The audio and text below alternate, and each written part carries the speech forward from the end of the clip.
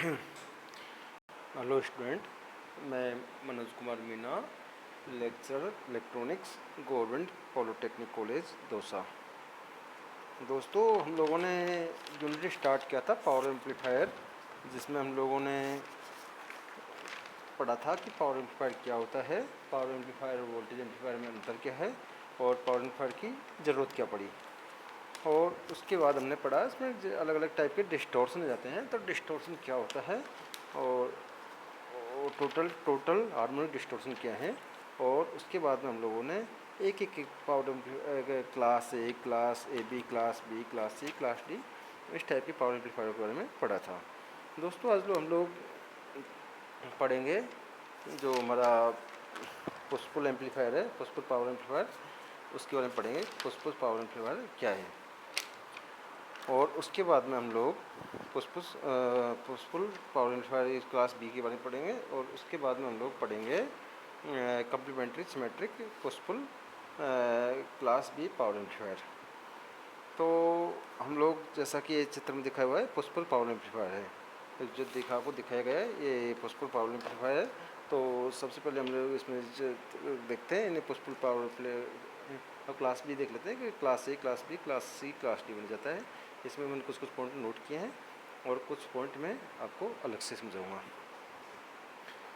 दोस्तों, जो push-pull amplifier है उसमें हम लोग थोड़ा समझा देता हूँ। The push pull amplifier use a single transistor. हम लोग एक ट्रांजिस्टर यूज करते हैं पुश-पुल एम्पलीफायर में as the active amplifying element. तो इसको हम लोग बोलते हैं सिंगल एंडेड पावर एम्पलीफायर, जब हम लोग एक ट्रांजिस्टर यूज करते हैं। The power output achievable from single ended power amplifier is limited. इसमें कि पावर, हमारा जो पावर आउटपुट है वो लिमिटेड होता है, इसलिए हम लोग क्या करते हैं, दो एम्पलीफायर यूज करते हैं कि the power output can be enhanced by connecting two transistor in parallel और बाई यूजिंग पुश-पुल कनेक्शन। हम लोग या तो दो ट्रांजिस्टर को पैरेलल में कनेक्ट करते हैं या पुश-पुल में कनेक्ट करते हैं, उसकी सहायता से हम लोग जिसको पावर का आउटपुट है वो बढ़ा सकते हैं, इसलिए हम लोगों ने पुश-पुल यूज़ कर रहे हैं। आपसे कोई पूछ सकता है कि सिंगल ट्रांजिस्टर क्यों यूज़ नहीं करते, तो बता सकते हैं ना हम लोग।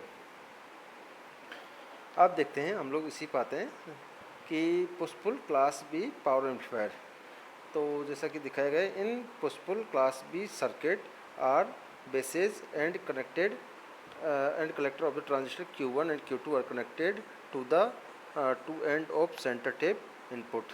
जो हमारे सेंटर टेप ट्रांसफार्मर है इसके इनपुट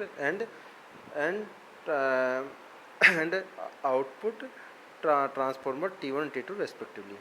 ठीक है, जैसे कनेक्शन का बता दिया हमने, कैसे ट्रांसफार्मर कैसे आपस में इनका बेस का कनेक्ट कर रहे हैं और कैसे इनका कैसे इनको कलेक्टर कनेक्ट करते हैं हमारे जो ये, और इनका अरेंजमेंट, इनका जो ट्रांसफार्मर है, जो हमारा ट्रांसफार्मर है सेंटर टेप ट्रांसफार्मर, इसमें किस टाइप से हम लोग कनेक्शन करते हैं।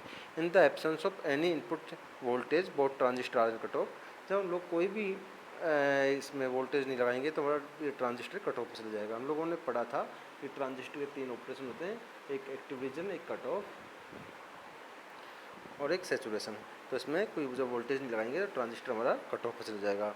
इन हाफ, पहले हमारे जो पूरा हम इनपुट सिग्नल से इनपुट लगाएंगे, तो यहाँ पे जैसे ही हमारा half cycle of input signal voltage V S the top end of input transformer T1 secondary attain a positive polarity with respect to the center point while the bottom acquired negative polarity। ऊपर वाला positive polarity ले लेगा और नीचे वाला negative polarity। In the following half cycle of signal the bottom end become positive and top end become negative। तो ये बता दिया with respect to center point, जो मेरा center point है उसके रेस्पेक्ट में पॉजिटिव बनेगा और एक दूसरा नेगेटिव बन जाएगा। सो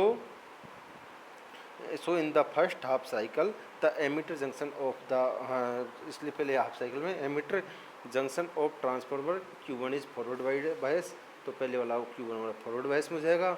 देयरफॉर Q1 कंडक्ट, इसलिए Q1 कंडक्ट कर जाएगा एंड Q2 रिमेन ऑफ, और इसलिए Q2 हमारा कंडक्ट नहीं करेगा और वो हमारा ऑफ रहेगा, यानी कि वो हमारा कट ऑफ हो चला जाएगा। इन द नेक्स्ट साइकिल, अगले साइकिल में Q1 बिकम, पहले में तो क्या हुआ, Q1 हमारा कंडक्ट कर गया और Q2 कंडक्ट नहीं करा। लेकिन जैसे अगला साइकिल आएगा, अगले साइकिल में हमारा Q1 कट ऑफ में चला जाएगा और Q2 कंडक्ट कर जाएगा। द कलेक्टर करंट हमारा एक हो जाएगा IC1 and IC2 for the transformer for the transistor Q1 Q2 are 10 half sinusoidal, जैसे कि चित्र में दिखाया हुआ है। As the collector current of each transistor as the collector current of each transistor follow through each half of the primary of output transformer T2, the total load, जो हमारा total load है T आउट, ये क्या होगा IC1 minus IC2, ये हमारा total हमारा पूरा आउटपुट ये होगा। अब जैसा कि यहाँ पे आप लोगों को दिख रहा है कि इसके लिए अब अगला आउटपुट जैसे हमने इसे प्रोपोर्शनलिटी जो दिखाया गया है कि हमने इसका पूरा एक्सप्रेशन, जैसा कि हम लोगों ने हार्मोनिक डिस्टॉर्शन में पढ़ा था कि इस टाइप की एक एक्सप्रेशन आएगी, इस टाइप का एक समीकरण आएगा, एक इक्वेशन आएगी। अब इस इक्वेशन में हम लोगों को दिख रहा है omega T, 3 omega T, 5 omega T, उसके 80 ओमेगा टी। तो ये है क्या, इसमें ये ओल्ड हार्मोनिक है, इसमें क्या हो रहा है ओल्ड हार्मोनिक प्रेजेंट है और इवन हार्मोनिक प्रेजेंट नहीं है। ये ऐसा क्यों हो रहा है, क्योंकि ये ट्रांजिस्टर आपस में मैच कर जाएगा, तो जो हमारा इवन हार्मोनिक है वो कैंसिल कर जाएगा और ओड हार्मोनिक इसमें आ जाएगा। यदि हमारा जब ट्रांजिस्टर मैच नहीं करेगा तो उसमें इवन हार्मोनिक्स भी आ जाएगा, तो उसमें डिस्टॉर्शन और ज़्यादा जाएगा।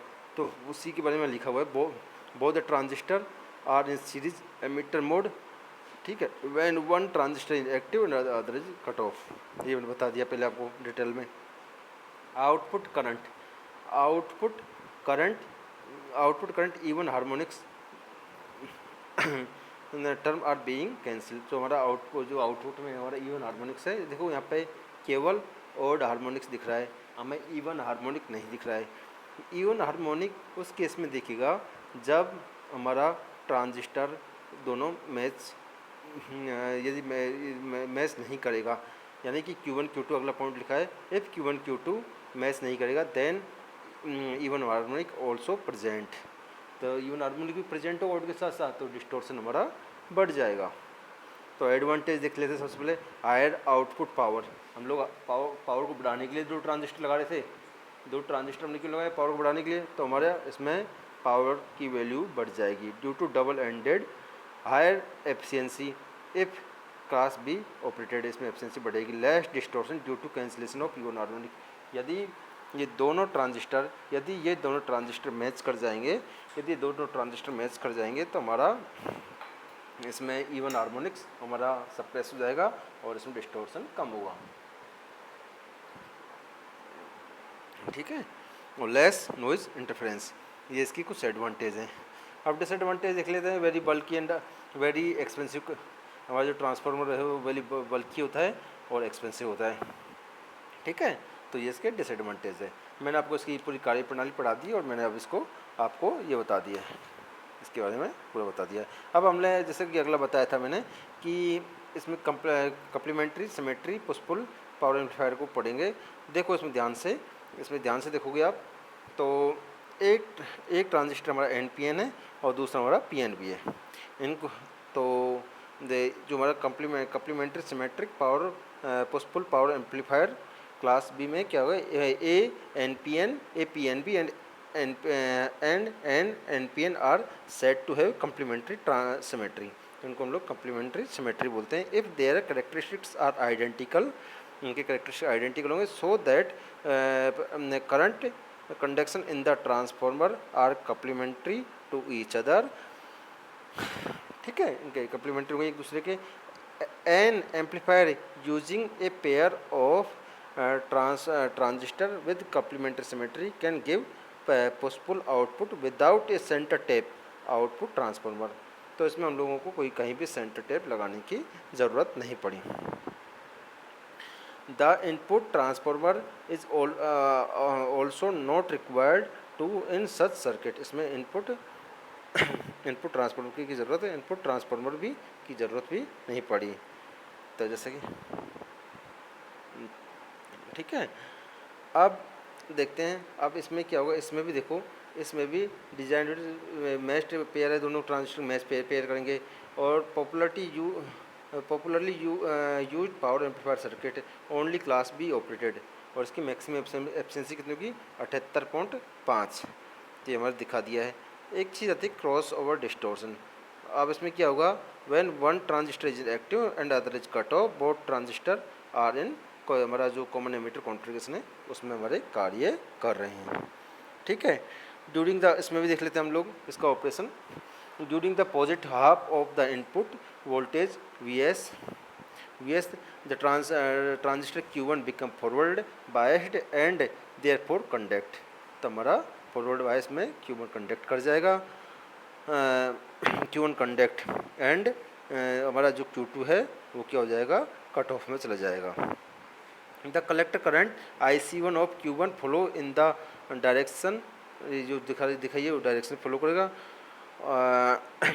In the following negative half cycle of input signal Vs, the transistor Q2 become forward bias and conduct, अगले में हमारा Q2 कंडक्ट करेगा और Q1 become cut off, और हमारा collector current IC2 for Q2 become in the direction opposite to IC1। तो हमारा इसे IC1 के अपोजिट डायरेक्शन में जाएगा थ्रू द, जो हमारा लोड है, जो लोड रेजिस्टेंस है RL के अक्रॉस। ठीक है। और तो हमारा total load current become the sum of IC1 and IC2 is a full sine wave for a sinusoidal input. ठीक है। अब ये चीज़ मैंने बता दिया आपको। Output consist of only odd harmonics, in output current even harmonic turn will be cancelled. यहाँ भी हमारा इवन हार्मोनिक कैंसिल होगा, और यदि ये दोनों मैच नहीं करेगा ट्रांजिस्टर, हमारा जो ट्रांजिस्टर मैच नहीं करेगा, Q1 और Q2 आपस में मैच नहीं करेंगे, तो हमारा इवन हार्मोनिक्स भी प्रेजेंट हो जाएगा। और इसकी जो एडवांटेज हैं वो एडवांटेज सेम पुशपुल की होंगी। पुशपुल में क्या पढ़ा था हमने कि हायर आउटपुट पावर होगी, हायर एफिशिएंसी होगी, लेस डिस्टॉर्शन होगा, लेस नॉइज इंटरफेरेंस होगा। और इसकी चार तो सेम है, पाँचवीं circuit small in size and economical, इस हमारा ये भी आर्थिक दृष्टि से भी सही रहेगा। Required to power supply and introduce cross over distortion. ठीक है। हमारा जो ये cross over distortion class B amplifier में जाता है, और इसको हटाने के लिए हम लोग क्लास ए बी एम्पलीफायर का यूज करते हैं। It is a non linear distortion. हम लोग क्रॉस ओवर डिस्टोर्सन की बात करते हैं। It is a non linear distortion. It is due to operating the input signal over the non-linear portion of input characteristics curve. It is the distortion arising when conduction changes from one transistor to another transistor। तो जैसा कि class हमारा B है उसमें हमारा cross over distortion जाता है, और क्लास ए बी में हमारा क्रॉस ओवर डिस्टोर्शन नहीं आता है। तो ये आपको ध्यान से पढ़ना है कि हम लोग कि जो कप्लीमेंट्री जो सिमेट्री थी हमारी, वहाँ पर हम लोग एक NPN ट्रांजिस्टर यूज़ कर रहे थे, और दूसरा हम लोग PNP ट्रांजिस्टर यूज़ कर रहे थे। और उसमें दोनों के एडवांटेज में भी हम लोगों ने ठीक से पढ़ लिया। और जो हमारा आउटपुट था उसमें एक आए, तो पहले वाले में IC1 माइनस IC2, और हमारा इवन हार्मोनिक्स आपस में कैंसिल हो रहा था, और केवल हमारा ऑड हार्मोनिक्स बच रहा था। तो अब इसको हम लोग आज यहीं ख़त्म करते हैं। यदि किसी को डाउट हो तो बताना, तो आप लोग कमेंट बॉक्स में लिख सकते हो। तो आज इसको यहीं पे समाप्त करते हैं।